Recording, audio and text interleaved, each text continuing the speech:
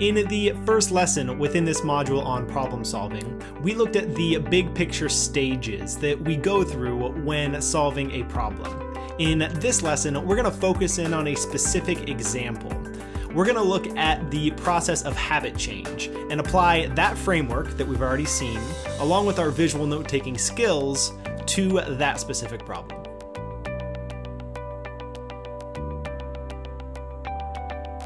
Before jumping into the problem-solving process, I want to share why I think habit change is a good example to focus on. The first reason is that our habits dominate both our personal and professional lives, whether we realize it or not. So habit change is also relevant to both of those areas. And because of that, I don't think it will be too hard for you to imagine applying these ideas to your own life in one way or another. The second reason is that the development of your visual note-taking skills, the reason you're here, depends on the right habits of practice and application. This classroom is about building and applying your skills, and the right habits can help you to do each of those things. With those two ideas in mind, let's start making some connections between the big picture ideas of the last lesson and our specific example of habit change.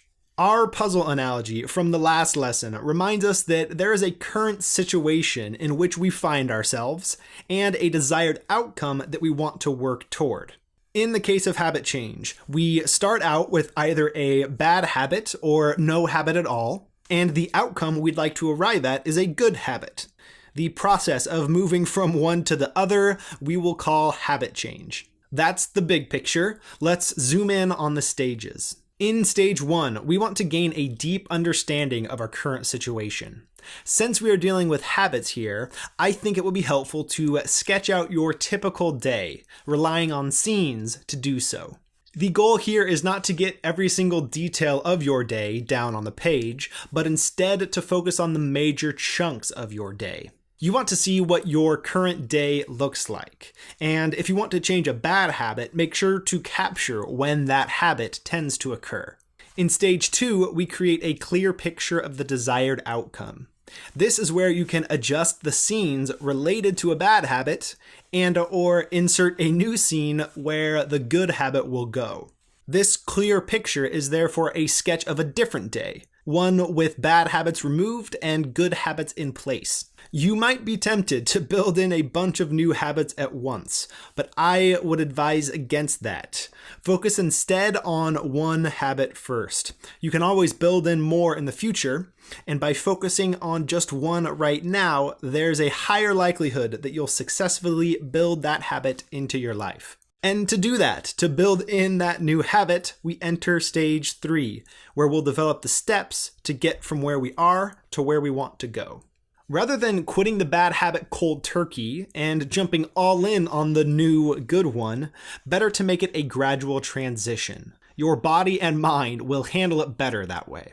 So, sketch out what that gradual change will look like. If the new good habit is a time-based activity, then maybe during the first week, just spend 10 minutes a day on it. In week 2, bump it up to 20 minutes a day. Week 3, do the full 30 minutes.